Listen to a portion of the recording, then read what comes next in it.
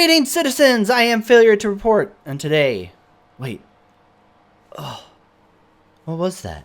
It was as if 1,000 voices cried out in agony, and then were suddenly silenced. If you somehow haven't heard, since Around the Verse landed Thursday, where Chris and Sandy did their cute little couples back and forth to break the news and let the backers down easy, that is that 3.4 was still going to be happening before the new year, but it was going to be 3.4 in name only, as the lion's share of the content gets pushed to 3.5, making the new build something Chris called 3.4 Lite. Well, this trend is getting pretty predictable. I feel like I could probably start taking bets and making some side cash off this mini game of guess what's actually going to be in the release notes by the time the build goes live. And remember, if you haven't purchased Star Citizen yet, make sure you use my referral code in the description when purchasing a starter pack to get a bonus 5,000 credits, which is just enough in-game money to buy yourself a day pass to the nearest homeless shelter of your choice in Star Citizen.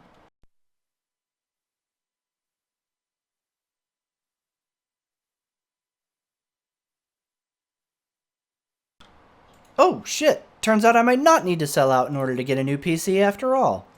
That is right, citizens. The holy grail of the 3.4 build has been black bagged, stuffed into a rundown looking van, and driven off to a 3.5 milestone patch located who knows where in the real world timeline. Our greatest, darkest fears have finally come true.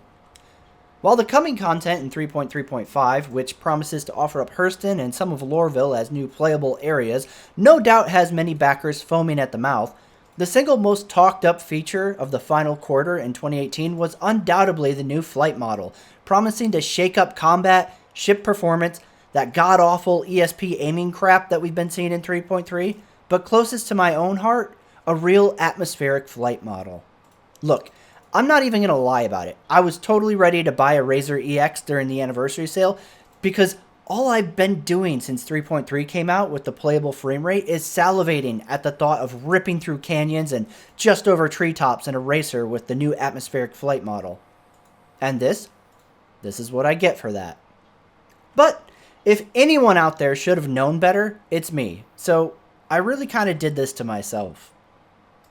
In any case, if you haven't caught the full weight of the 3.4 Lite build's new slimmed down form, we're losing things like the new flight model and atmospheric flight, ArcCorp and all of its moons, as well as the Area 18 landing zone, the 300 series rework, and honestly I'd likely bet the Reliant rework as well since it hasn't been started yet, women in Star Citizen, hard surface shader improvements, projectile manager, gas cloud tech, FPS AI combat, stealth gameplay to behavior, quantum and strafing for AI pilots.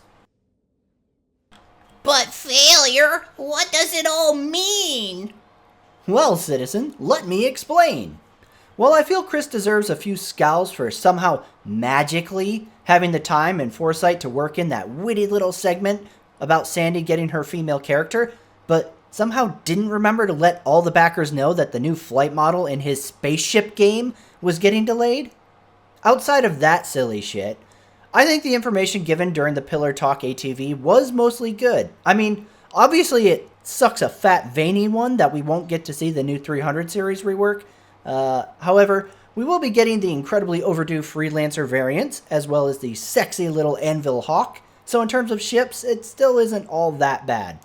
While I expect pretty much everything major that was due to come in 3.4 to get pushed into next year as part of 3.5, the important takeaway from Pillar Talk is that Cloud Imperium will, instead of trying to ham-fist out a rushed mess of 3.4 as it was originally planned, before doing it and going on break, we should instead see them focusing on 3.3 and its branches.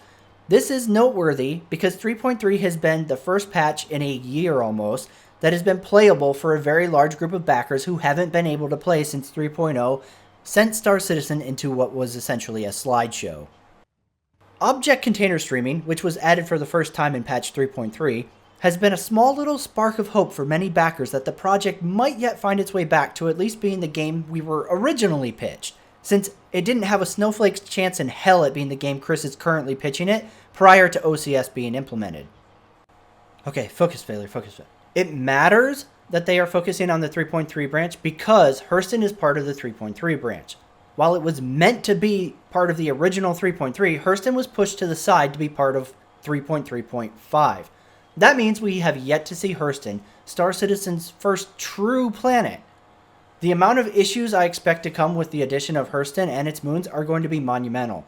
Our first true city planet side, our first landable planet with different biomes, possibly adding a ton of new NPCs for Hurston and the truck stops, 3.3.5 is going to be the real stress test of OCS for backers.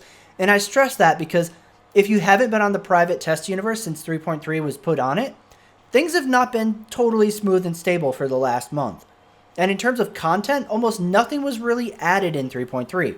So there's essentially no possible world where they get the content of 3.3 and 3.3.5 in-game and running stable before the end of the year, much less the much larger patch of 3.4. It was just never going to happen, and many of us have been saying this for a while now. What we might see instead, however, is CIG focusing on getting the core of 3.3 running stable, because it absolutely hasn't been for weeks now, while also adding in all of the content that comes with Hurston and 3.3.5, giving us a mostly working 3.3 patch as it was originally supposed to have been back in quarter 3 of 2018. And that could be our Christmas present before ushering in 2019. This is a big deal because it could be the first time in years that Cloud Imperium focuses on refining what they have now instead of pushing out the next Jesus patch right before going on Christmas break through the new year. As in previous years of Star Citizen's life, that's been pretty much the norm for CIG to try to push out a major patch and then they just bounce, right? Because, hey, they're people. They want to go on holiday vacation too. And the problem is that patch is almost always really a broken nightmare. So if this new approach works and they do it right, it could mean two things. First, that we get a stable, playable 3.3 patch that has a bunch of new content to mess around with over the holiday. This would be good. And with the frame rate improvements that we have seen on the PTU with the introduction of OCS, this would literally be a Christmas present to a lot of backers who have been waiting for the game to become playable again since 3.0. Secondly, and most importantly to me personally, it means that the employees of CIG are not working themselves to death in a hell crunch trying to make 3.4 happen before going on the holiday just for the last minute build to be a fucking nightmare they have to stress non-stop about fixing when they come back after the new year. I would say it's become common knowledge that I'm not a big fan of Cloud Imperium on this channel. But I want to take a minute to clarify that when I'm talking crap about CIG on this channel, I'm talking about design decisions or marketing practices, and those things I despise about Cloud Imperium are management level decisions. I have no ill will towards the hundreds of CIG employees who have found a stable paycheck in an industry where developers are worked to the brink and then tossed aside to go hunting for their next paycheck afterwards. I hate Black Friday because it takes people away from their families during Thanksgiving, so they can go pander to a corporate cash grab. And my feelings towards working CIG employees into the ground right before the holiday are pretty similar.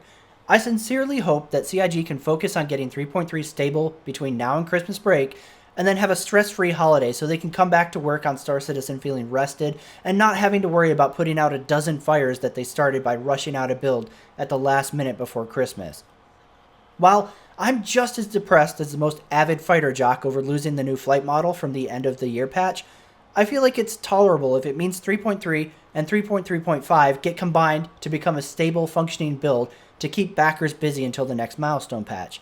So, even though we are getting 3.4 light, think of it more as 3.3 Complete Edition, with the true 3.4 becoming merged with 3.5 expected sometime in March 2019. So, does Failure love Star Citizen again? Not quite. I'm still very skeptical about the overall scope and direction that Chris is piloting the game. But I have to say, the performance increases with 3.3 is promising that I'll eventually get a game that offers the same multiplayer size as Elite Dangerous with the added ability to get out of my fucking seat. Is Star Citizen going to put out fleet battles that ever get even remotely close to EVE Online? Hell no! Could we see Star Citizen start to edge Elite Dangerous out of all things except universe size? Yeah, actually, that may absolutely end up being the case if server-side OCS gets implemented and server meshing works out the way Chris is promising, and Frontier Development keeps dropping the ball with giving Elite Dangerous the attention it needs and deserves. So, with that said, Please don't start going around Reddit and Spectrum saying that Failure is a believer again. I'm willing to give CIG and Star Citizen the recognition it deserves when I feel they've earned it. And 3.3 outside of stability does deserve some praise. But we're still years, I say again, years from being a fleshed out game, and while the push of 3.4 content to 3.5 only makes the wait even longer, I'm still happy that CIG was willing to risk the outrage of pushing content to focus on making 3.3 more robust and stable. Hopefully this direction pays off for backers and CIG manages to close out 2018 on a high note. With all that said, I am Failure to Report, and I will see you next time, citizen. Well, that doesn't suck.